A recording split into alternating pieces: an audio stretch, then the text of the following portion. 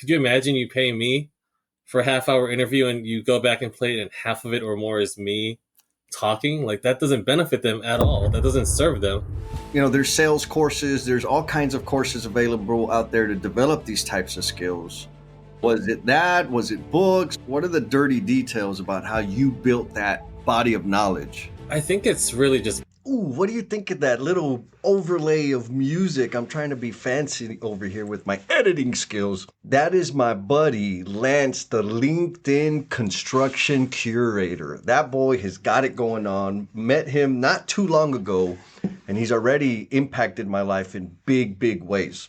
And he gave me some time to talk with them and kind of pick his brains around his thinking on serving others and celebrating other people and doing all the magical things that he does primarily on LinkedIn. In our conversation, he explains why or where his interest in celebrating other people comes from, which is a skill that I definitely need to build. I just think if everybody celebrated others with 5% of the intensity that Lance does, the world would be a better place. We'd have much better relationships for sure. And we also talk about building his knowledge base and using that knowledge in service to other people, and even like how that sparks some entrepreneurial ideas that he's like building a business around right now. So I'm going to shut my mouth here in a bit, but first I want to celebrate the L&M family member that's left this touching and inspirational comment. And this shout out goes to Miss Lynn. How you doing, Miss Lynn? Miss Lynn says, appreciate what you do for the industry and for me. Not the right venue for a love letter to Jesse, but it all started with Lean in Love. And I thank you for your transparency, honesty, and vulnerability in support of our industry and individuals like me. Lynn, thank you. That's super, super meaningful. And it's absolutely me just doing my best to repay all the folks that have poured love and appreciation into me. So thank you. Shout out to the L&M family. I want to remind y'all, leave us a comment, leave us a review, and I will do my best to get you in line so I can announce you in the shout out. Anyhow, here we go on to Mr. Lance Furuyama.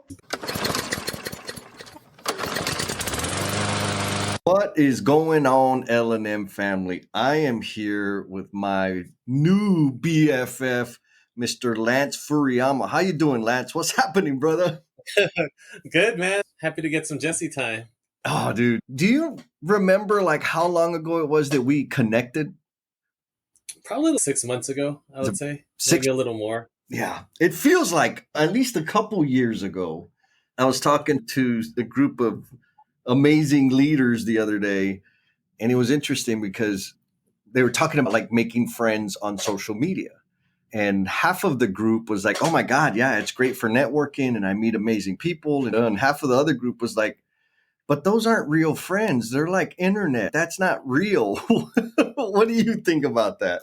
I guess it just depends on the depth of how far you go, right? If we're just playing video games or something weird like that online at this age, then yeah, I wouldn't really consider those friends. But we go deep, man. We dive in and really get to the root of a lot of the things that we're working on. I agree, man. I agree 100%. And one of the things, and so L&M family, if you're not connected with and following Mr. Lance, you need to find him. And I know that you're hyperactive on LinkedIn. Are you on any of the other socials yet? No, nothing really. I try to stay away from the anonymous platforms. Good. It all worked up when people start trolling, man. It doesn't even make sense. Oh, I love them. The more trolling they do, the more impressions I get. It's fine. Bring it. So follow them on LinkedIn. You and I connected there, and I think actually there was a post commemorating your awesomeness today by Jonathan. And oh yeah, Jonathan Core. I thought I died. I thought nobody told me I died and I came to work. That's a big thing, and I can appreciate that because usually people don't show love or respect to others until they're fucking gone. Truth. And you give it to them while they're still here on Earth, give them their flowers while they're still alive and they can receive them.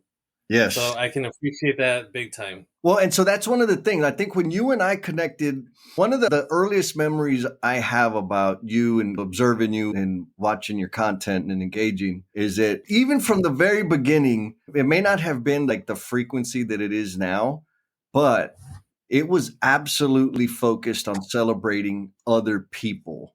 Where does that come from, Lance? I think it comes from working in the background for so long. Usually all you're getting are the complaints, but it's nice for people to recognize you, even if it's not a specific thing that you did, but just for what you're bringing to the tables. That's what, like, the cornerstones for me. So when you say working in the background, what does that mean for you, like for real? Just toiling away in the shadows. It's a role that I'm good at. I don't need to be talking all the time, but people don't see what's making that engine go, right? You see the body of the car, but you're not really thinking about the engine. And that Okay. applies across many things in my life. Ah, all right. So you're like all the magic that's happening under the hood, and everybody's gaga over the body and the paint color. And the wind beneath the wings. That's just the wind beneath our wings. I love it. So you're in the construction space. I know you've got Trade Partner HQ and that you're a major player with Factor X. Yes, sir. What else do you have brewing right now? Right now, it's just really focusing on both of those. Okay. The curated interviews that I'm doing on Trade Partner HQ are really what's like filling my cup. It's a revenue stream for me, but it's also helping people grow their business through not boring ads, right? We're just having a conversation like now. We hit on a couple of key points, and now your clients are getting to know you, right? Not your logo, but you. And the thing that people are worried about is, what if it scares people away? Uh-huh. And I said, if they're getting to know you and it scares them away, they were never a good fit for you to begin with. So you're actually repelling away people that would not have been good clients for you. Long term. Long term. Yeah. That's a phenomenal point. Okay, so Trade Partner HQ, one of the things that you do, correct me if I'm wrong, is you interview business owners, entrepreneurs, to help them like brag and highlight about their business. Is that correct? Correct. Yes, some of their client outcomes that they're proud of. I'm always trying to say, like, don't focus on you and your inputs, but focus on the outcomes for your clients. Because I notice that they light up when they're talking about that, and it feels less strategic, a little less rehearsed. Yeah. When you're talking about you save somebody's home from this, it's a different level of impact that you're having. Definitely. Okay, so if I'm going to sign up with you, what do I need to fly in to California? And do I have a makeup person and wardrobe? What are the nuts and bolts of this thing? Well, you're my boy. I'll take care of your makeup. No. It's all done virtually online. So as long as you have a webcam and a microphone, which most computers do, we're good to go. You don't need a studio and all of that stuff. Okay. We get it set up. We work through the points that you want to get across. And then I work backwards. So you tell me what you want to talk about. I'll write the questions in multiple ways for myself to pull up. And just as we're talking, I'll make sure I'm getting those points. God, like it. And then after that, what happens? From there, I go into editing. Oh, you can review it first, but if it's somebody like you, they'll just say, go for it. Oh, yeah. And then I go into editing, give you shorts, whether you want to use it for YouTube, Instagram, whatever it is. Then the full interview for LinkedIn and the more professional platforms. Ah, got it. So then after that, the content's theirs. So they don't need to have any editing skills, none of that. They just answer your questions and then boom, magic. They get the magic later. Just have a conversation. And, the best part about this all is this whole business was by accident, right? I was on LinkedIn playing around with panel interviews, and this just came up as something that people wanted. And turns out there's a need. Oh, really? By accident? It was a straight up accident. I was just doing that for my own entertainment. And yeah, I don't know. I'm just blessed, I guess. Yeah, I think yes. Maybe blessed. It's one of those blessings and curse, right? Because there's work associated with it and figuring it out and delivering quality, all that stuff. But I also know, because you shared with me, that this entrepreneurial thing this isn't a new thing, correct? Yeah, when I was younger, I used to like surfing a lot. So, and I used to like photography, even though I stunk at it. But I bought this like big printer where you have the rolls. I think it was like 24 inches by however long the roll was, which is like 10 feet. Yep. And I figured out through like these photography forums that in the Midwest, they didn't have a lot of large format printing. So I knew I wasn't going to sell my pictures because those things, I wouldn't buy them. I couldn't even give them away. Did figure out that like wedding photographers could sell that to their clients because there's an emotional attachment. So I figured out a way. This is pre Dropbox, pre all of that. I'm older than I look, but so I would have them upload it to my server. I'd print it for them. They would prepay on PayPal. That was a lot of P's. And then I'd put it in a UPS flat rate tube and ship it to them. And they'd mark it up 300%, 400%. Damn. Yeah, Okay. and then Walmart started doing it in all their super centers, and that business went goodbye. But that was I noticed opportunities and I noticed need. I think being somebody that's a little empathetic, you start to notice needs in business. So where does Hear that people come from, Lance? I think it just comes from asking a lot of questions. I joke, so I'm going to stop joking because that's been my thing. But I used to joke that I don't know anything. So you're always asking questions and just digging deeper so that the other person can basically explain to me what we're doing. But I do know more than I let on, so I'm going to stop with all that. Oh yeah, no, there's no doubt in my mind. I think, and again, another thing that you and I share. You've met Stephanie Brown, yeah? Oh yeah, Yo, oh yeah. yeah, she's awesome. She always tells me, like, Jesse, don't all that clown game you got going on. I could see right through it. Okay, don't tell anybody. And so at Factor X, what is that, and how did you get there? um, yeah. So we started off doing like electronics recycling, servers, things like that. And then we ended up in the data center space, taking things from the racks and all of that. And the next thing you know, people are asking us, do you take mechanical equipment? Do you take electrical equipment? And the first answer was no. Right. That's so far removed from servers. But the more people ask, the more we realize maybe we need to start looking into this. And that was my foray into working with general contractors. So we got our electrical license in California and have been operating as a sub ever since. And how did you get into that, though? So, like, I understand how you got into the generator recovery, but into the recycling part with like Factor X. What was that your first job, and you've been doing that forever? Oh no! So we had a couple of companies in Hawaii that did electronics recycling. That's where I'm from. Got it. And merger acquisition, and ended up over here with the same leadership team. Oh, I see. Okay. Now, one thing I've been able to see, because we get to do other live streams with other awesome people, there's no doubt in my mind, obviously, you're super intelligent, you're connecting dots to serve others. I think that's the whole point. That's why we're here, is to serve others. That being said, there are times that it seems to me like you've got a bunch to say, but you quickly give up the floor and let everybody else say what they got to say. How accurate is that? That's a new development. That Is was it? Oh, tell me. It is. It's the result of working with the Emotional Bungee Jumpers group. You weren't in the room that day, but it was a doozy. But our big thing is like asking questions that aren't close-ended. And, I was playing. You want to give a quick background on how this works so that just the roles, just real quick? Oh, for the emotional bungee jumpers? Yeah, just so that people have a perspective. Yeah, so thank you. So there's 3 roles. It's a not a simulation. It's an exercise to help us build skills. One role is the problem owner, and you share a problem, personal, professional. Personal's better. A coach, the coach's job is to ask interested questions of the problem owner, and there's some rules. And the observer is the third role, and the observer's job is to take notes on the violations that the coach makes. And so if the coach asks a leading question, gives advice, asks a closed-ended question, that's a violation.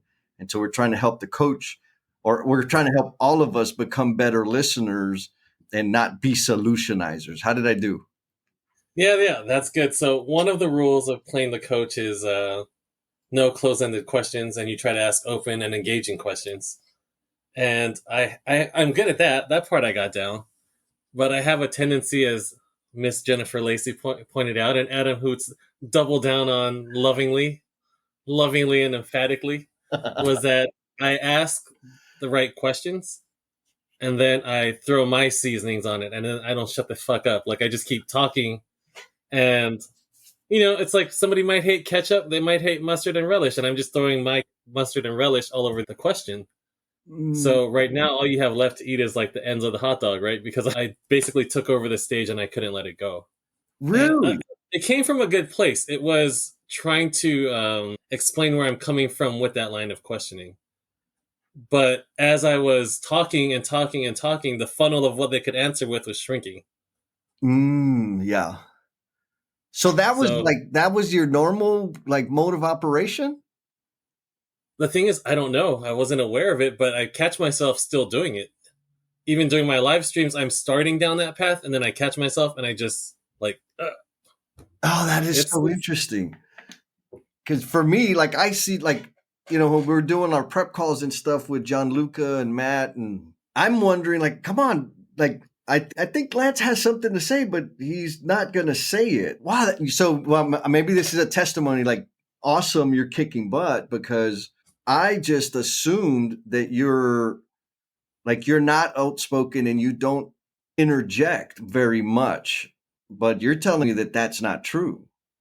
yeah, it's the opposite. I always got something to say, but it's just yeah, it's once you see it, it's tough to ignore, and it's a good thing. Like when it happened, I was sitting there all moping. Okay, guys, thanks, but the feedback you say thank you, but I was like, oh, thank you. Like it makes it a more enjoyable experience for first of all for my paying clients when I'm interviewing them. Could you imagine you pay me for a half hour interview and you go back and play it and half of it or more is me talking? Like that doesn't benefit them at all. That doesn't serve them. And the same thing with like the live streams that I do on LinkedIn. You know, it's a good time because everybody else is engaging and talking. But if you tuned in every week or for every episode and it was just me going on monologues, Yeah. that sucks. I hear you in that it sucks, but I feel like there's a lot of people out there that have their own shows where they clearly have their shows so that they could push their thing. How do you feel Yeah. about that?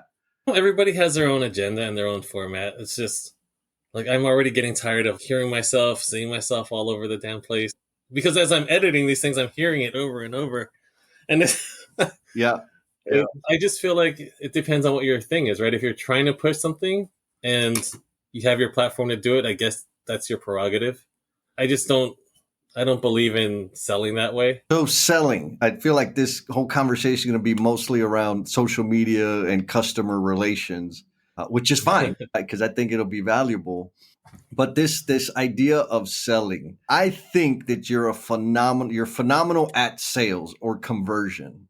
Would people call me a liar if they heard me say that? I think I'm good at filtering. Like I convert well because by the time we're talking about business, they've already seen me in multiple venues, so I'm not having to sell them per se on my capability or my integrity or anything like that because they've already seen it. Okay. So that you've introduced them, you've warmed them up, and then it's just a matter of decision time. Yeah, if it's something for them, cool. But usually I do most of my business just in one-on-one meetings. Like we Yep. talk. I never put that pressure on somebody to say, like, hey, you have a business. What do you think about this? Right. Because the thing is, if it's of value to you, you'd figure that out on your own. Yep. And yeah, it's pretty easy work. I don't have a Calendly link or anything on my profiles or websites because I don't want to waste my time and don't want people wasting theirs either.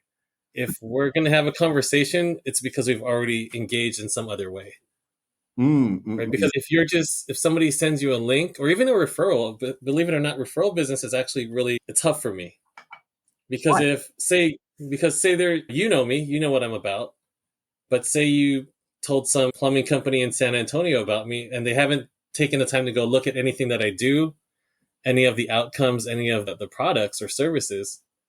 And then there's like, Jesse said to call you, so we called you. So here I At am. that point, I'm having to educate and it might not even be a great fit. It was well intentioned, Sure. but I tell them like the best thing somebody can do for me is just have them add me on LinkedIn or go to my website to start. Connect first. Connect Connect, first because engage, and then okay. yeah, because I'm not for everybody. That's the Mm. that's the Hmm. thing that I accept.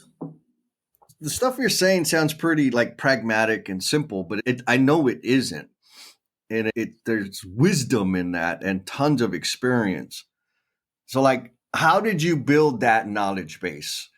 And what I mean by that is, there's sales courses, there's all kinds of courses available out there to develop these types of skills. Was it that? Was it books? Was it live? What are the dirty details about how you built that body of knowledge? I think it's really just bits and pieces of experience and who you associate yourself with. I feel like the people that I rock with are people that are serving others as well. Mm, So it's just kind of a mindset that you operate with. It's like, how can I be of service? And for 90% of the people, it's going to be, you can't. You have nothing to offer me that I need or want. ooh, And that's cool, right? Like, I talked to somebody yesterday that wanted to use my services to create videos for their social media and all of that, but they don't have a profile picture. They don't have any connections on LinkedIn. They don't have a Facebook. yeah, So I told him, I said, it might not be for you because like we're going to create some great stuff, but nobody's going to see it. And that doesn't help you at all. right. So you need to talk to somebody to help you with your socials. And I gave them a couple of names that we both know Nice. and said, go to them, establish it. If you can commit to that, and then you come back, in 6 months and say, I want to do some video, then I'm here for you. But right now it would just be me taking your money, making some cool stuff, and that's it. Nothing would happen for you from there. Yeah, it's tough to turn an easy sale away, but I'm not serving you if I do that.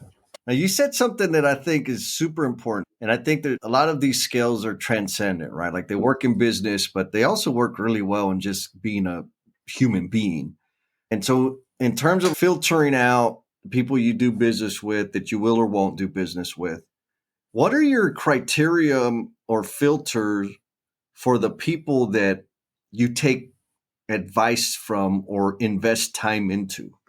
Ooh, the cliffhanger. I gotta get you on the cliffhanger. Did his warmth come through? Like, do you get what I was trying to tell you about him being focused on serving others and celebrating other people? Another example of that is his daily newsletter that he has on LinkedIn, which it's 100% focused on highlighting other people's content because he knows, oh, wait, I might spill the beans. That's in part two. So come back to get the whole story there.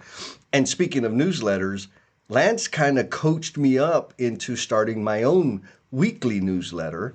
And I know I've been threatening y'all with that for a while now. It is finally now, it is out, it is active. And this episode is sponsored by the newsletter. It's called Your Monday Morning Hugs. It's available only on LinkedIn. So I'll put the link down there in the thing along with Lance's links and his trade partner HQ and all that good stuff. And if you're on LinkedIn, you can find it real easy. It is Your Monday Morning Hugs, gives you 3 pieces of content, 1 video, 1 audio, 1 text. This way, we got a full menu. You can take bits of it. You can take all of it. So I applaud you if you choose to sign up for the Monday Morning Hug weekly newsletter on LinkedIn. And as always, be kind to yourself, be cool, and we'll talk at you next time. Peace!